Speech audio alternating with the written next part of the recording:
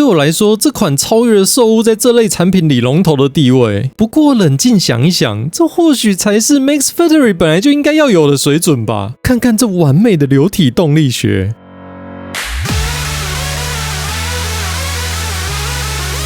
嗨，大家好，这里是阿 Y。Plum-X 这次推出的是插画家 Neko 设计的女性素体13，有2个版本，单素体以及包含布置夹克和连身裙的服装套组。发售日是25年8月23号，单素体为4800日币，服装套组则是10799日币。没错，一个服装套组买2个素体还有找这次影片我会带大家一起看看素体本身的完成度、衣服的质感，以及一些需要注意的地方。最后再聊聊我觉得哪个版本比较值得入手。说真的，这次模型一到货我超开心，因为我本来就很喜欢这个风格，但同时心里又有一种忐忑不安，既期待又怕受伤害的感觉。毕竟之前也踩过坑嘛。如果你还不知道我在说什么，可以点右上角的资讯卡回去看我之前的介绍影片哦。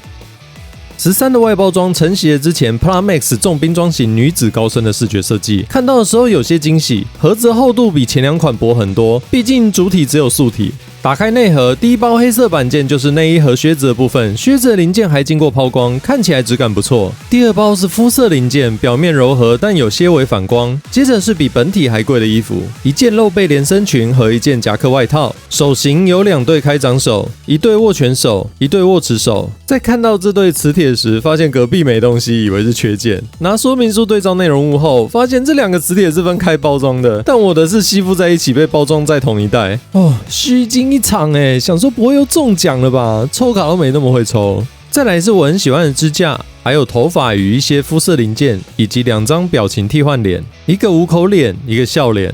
最后一包大多是关节零件，发现部分关节有多给一个，我整个好开心啊！多给了几个手腕和手肘的关节，脚踝关节只有1对。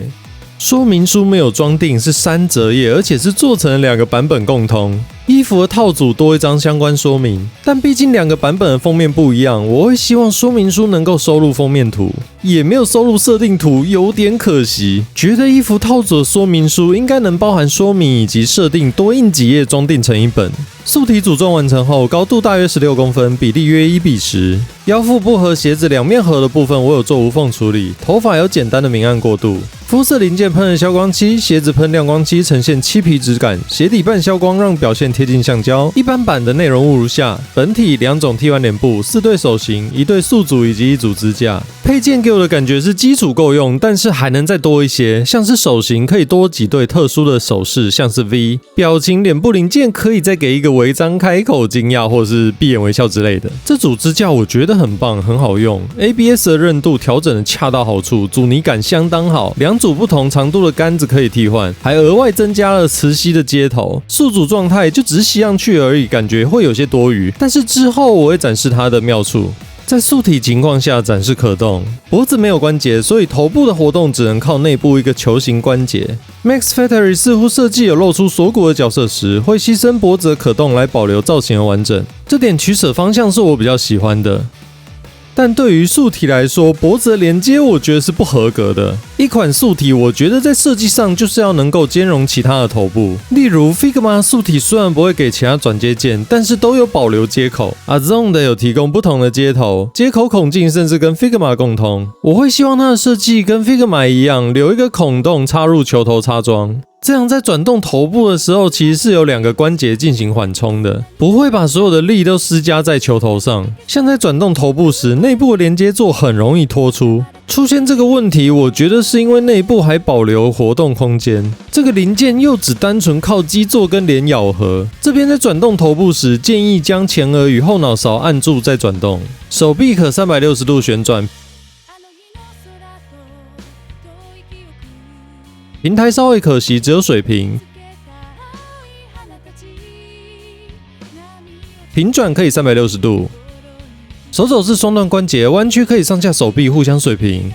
手腕是一个球状插桩连接，这种关节刚好又是在最细的手腕处，是最脆弱的关节，多注意应该就不用多说了。肩膀是我最满意的地方，内藏肩胛骨设计，拉开可让肩膀向前方移动，造型过度自然。惊喜的还有肩膀关节不是球关节，而是直装。我不知道大家有没有球头与柱子交界处白化甚至断裂的经验，算是结构上的断点。直装是一根完整的柱子插进孔里，没有特别薄弱的细颈位置。旋转时摩擦力分散在整个柱体，不像球杆会集中在球面。虽然可动性相对受限，但配合肩膀桡束关节，很好的弥补了缺陷。应该是考量到素体要频繁换装，所以舍弃了球关节，改用更稳固的直装设计。胸背与腰部关节叠加后有不错的下腰以及后仰幅度。但在达到最大角度时会露出内部，侧转的幅度也就很少，但应该是为了外表而牺牲。大腿外侧上面有一个斜切的角度，让腿部横劈时整个造型都很连贯，很少发生内部结构穿帮的状况。但也因为过于密合，导致这边如果喷漆容易刮漆。大腿内收的角度也很棒，也鲜少穿帮。平转可以360度，前踢可达90度。膝盖双段关节屈膝大小腿没能贴合稍微可惜，但我觉得够用。脚踝关节跟手腕一样是球状插装，可动就是横轴旋转加纵轴俯仰。脚尖一处关节可向上踮脚。替换脸非常简单，拔掉前发后移除侧发，再装上表情银件即可。前发插装设计粗短，比以前好操作多了。内侧侧发设计很贴，如果是跟前发一体反而不好取下，建议不要粘合。13头发采用多层次设计，也让我觉得这款模型在头发的表现上很厚重，很有立体感。四肢的设计是采用桶状的构造，不少模型近年来都相继采用这样的设计。好处是外观没有拼合面，虽然无法避免汤口颜色色差的问题，但13可能是白肌肤的关系，这个现象不是特别明显。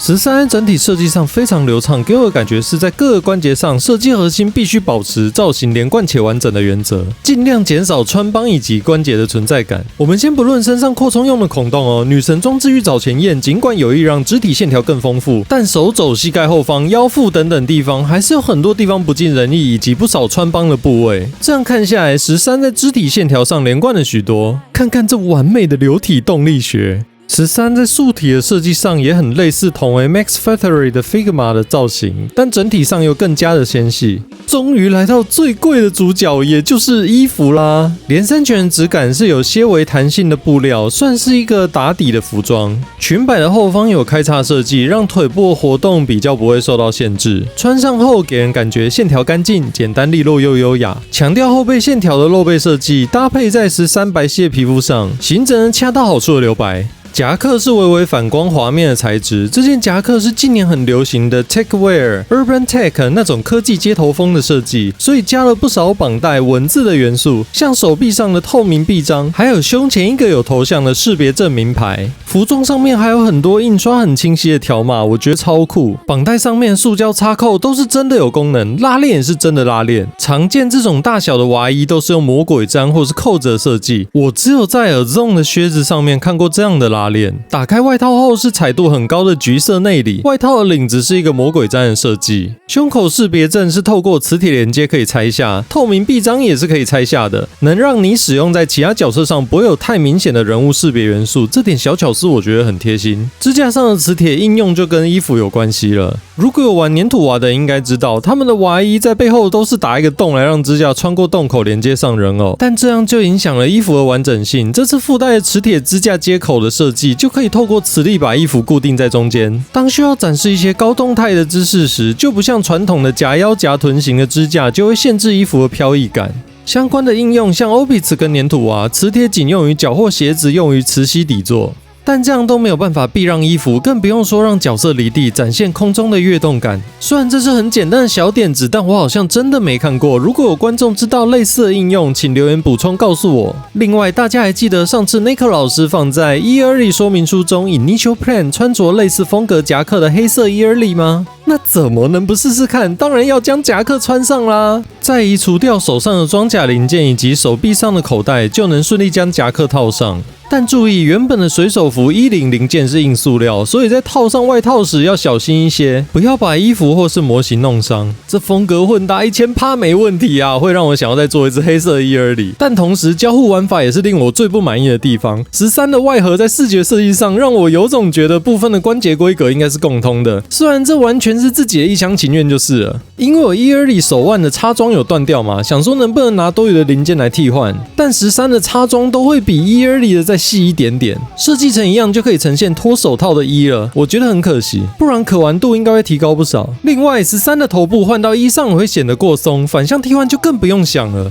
但我同时又觉得纠结，即便之前Yearly在我心目中已经是最少女的身形比例，但现在13更是有过之而无不及，不希望为了互换零件让13去做一些造型上的让步以及妥协。接下来看看素体用于其他1:12的衣服上如何，挑了一些展示。得益于13真的太瘦了，在搭配1:12的衣服上面没有太大的问题，但1:12的衣服先天缺陷还是会显现出来，因为比例实在太小，被布的性质限制，变得衣服很厚。鞋子上面能用的只有版型偏大的鞋子，而 Zone 的1:12鞋款真的是大小版型差异蛮大的，所以我建议鞋子的部分不要考虑去尝试。先声明备注，本影片的 Zone 1:12都是指一般 Pico Nemo 的情况，不包含 Pico Nemo Body D。另外，女神装置其实也是偏1:12的大小，在使用1:12的衣服上，我建议身材比较矮小的侏罗苍衣系列，再搭配官方的胸部、臀部以及脚部改造套件，可以让那些部位变小去搭配1:12的衣服。影片中的两只黑白猛禽，一个是搭配苍衣的素体，一个是搭配旧玉藻前的素体。白鸮是搭配Zone 出品的衣服，黑鸮是粘土娃的衣服。13黑色的衣服也很需要注意衣服染色转移的问题。虽然 PVC 是染色大宗，兽屋的 ABS 我还没碰过，但我觉得一律当作有风险。解决的方法是穿浅色的衬衣，或是准备多个素体，专门拿来穿那种染色的衣服。这样13有单售素体版本的原因，好像就豁然开朗了呢。但在购买前，我觉得还是要想一下，15599日币约等于3200台币，这个总价值值不值？毕竟目前我觉得适合1:10人物的衣服还没有很多选择。是我的话，大概就是用原本的衣服套组，不然这个衣服又好看又精致又贵，对不对？我觉得衣服怎么换都没有这套香啦。老实说，刚组完13的时候，我真的有点惊讶，因为整体完成度加上布置衣服的搭配方式，都让我觉得这次 Mix Factory 表现真的有一种 Deja Vu 油门狂吹弯道超车的感觉。对我来说，这款超越了兽屋在这类产品里龙头的地位。不过冷静想一想，这或许才是 Mix Factory 本来就应该要有的水准吧。毕竟他们过去在 Figma 系列上累积了这么多开发经验，端出这样的素体，难道不是理所当然吗？所以我说之前那些像是新手厂商生产出来产品的东西，到底是怎么回事啦？终于回复我心中大 Mix Factory 该有的样子啦。整体来说，素体本身非常优秀，比例修长，轮廓过渡非常自然，在外形与可动上互相做了很好的平衡。支架加上磁铁的设计，真的是画龙点睛的一笔。而布置服装的质感与细节，也丝毫不输给以娃衣为主打的品牌，甚至在某些细节上更用心。不过，希望作为素体基础的表情零件和手型数量可以再丰富一点。手腕的插装比较细小，虽然塑料给我的感觉韧度以及硬度上不错，凹起来也觉得坚固舒适，但还是要小心操作。如果你喜欢这种高挑纤细的素体，拿来搭配现成的娃衣，或者是自己动手改造，那单素体版4800日币，我认为是相当超值的。什么 Plamix 的模型，我竟然给出超值这个评价好啦，但毕竟这个大小左右的比例不是娃衣的主流市场，衣服选择还是偏少需要考虑的。但如果喜欢 Nico 老师设计的这套衣服，那这服装套组的诚意还是很高的。虽然价钱能买超过2个素体，但衣服细致的程度真的值得这个价钱。配合支架的加持，能让展示效果提升一个层次，加上不错的整体造型与可动，真的怎么凹的超美。感谢收看这部影片，如果你也有感想或想法，欢迎在留言区与我分享。如果喜欢这支影片，欢迎按赞、订阅、开启小铃铛，支持我继续创作。我们下部影片见，拜拜。